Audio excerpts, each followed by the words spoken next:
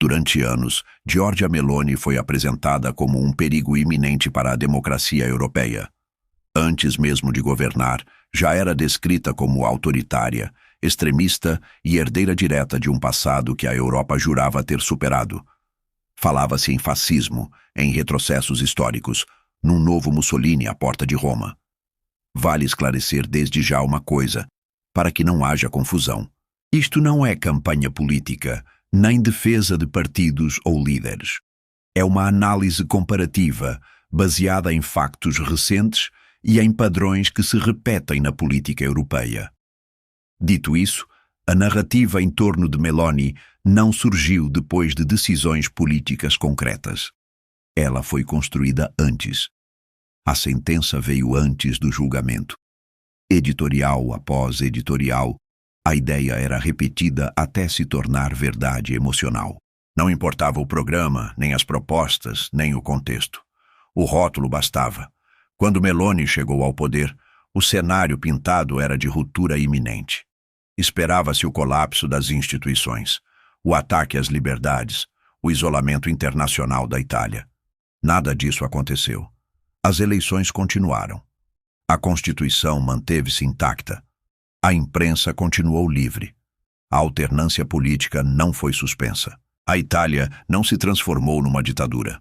Transformou-se paradoxalmente num país mais previsível politicamente, algo raro numa história marcada por governos curtos e instáveis. Com o passar do tempo, a distância entre a narrativa e a realidade tornou-se impossível de esconder. E quando isso acontece, algo curioso surge. Ninguém pede desculpa. Ninguém revê os alarmes. A narrativa simplesmente é abandonada em silêncio. Meloni deixou de ser o perigo iminente e passou a ser tratada como um facto consumado da política europeia. Não porque a imprensa tenha mudado de valores, mas porque a realidade impôs limites ao discurso. Hoje, goste-se ou não dela, Giorgia Meloni é uma das figuras centrais da política europeia. Não por causa de simpatia mediática, mas por peso político real. A sua liderança trouxe estabilidade interna e devolveu à Itália credibilidade externa. O país voltou a ser ouvido, negociado, considerado. E isso num contexto europeu cada vez mais fragmentado e inseguro. Um dos pontos mais incômodos para muitos observadores é a forma como Meloni se posiciona no plano internacional, sem submissão, sem teatralidade excessiva, mas também sem isolamento. Ela fala com Washington, com Bruxelas e com outros polos de poder com clareza e firmeza.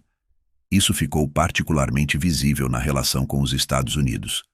Independentemente de quem esteja na Casa Branca, Meloni mantém um diálogo direto, pragmático e respeitoso.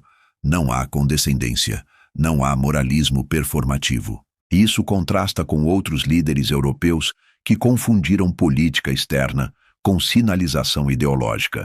A Europa, durante anos, acreditou que repetir certas palavras bastava para exercer poder. Descobriu tarde que símbolos não substituem influência. E aqui surge a pergunta inevitável: o que realmente mudou?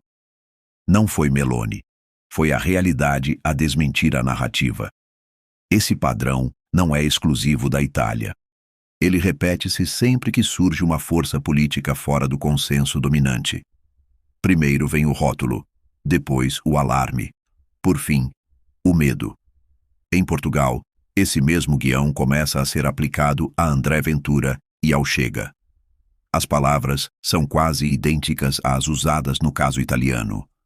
Fala-se em fim da democracia, autoritarismo iminente, regresso a fantasmas do passado. Mais uma vez, o julgamento vem antes da governação.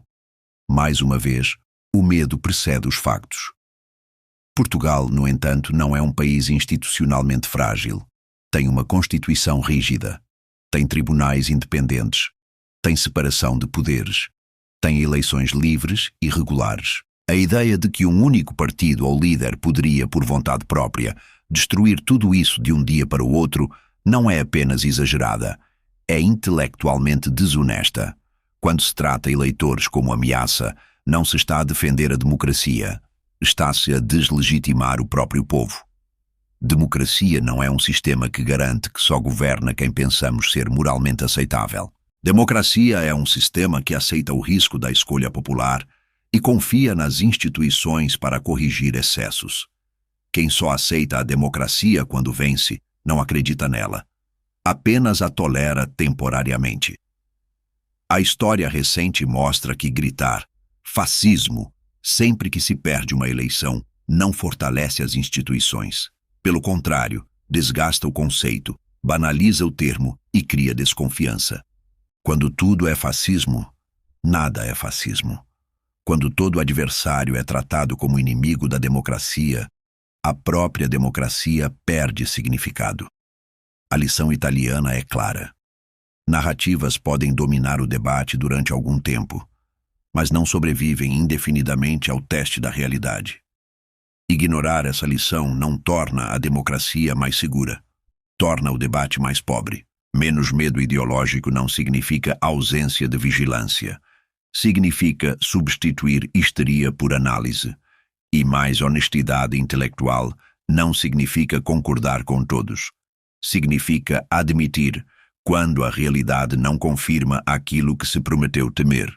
A democracia europeia não precisa de salvadores permanentes. Precisa de cidadãos adultos, instituições sólidas e debate honesto. Sem isso, o maior perigo não vem de quem ganha eleições. Vem de quem insiste em desacreditá-las quando perde.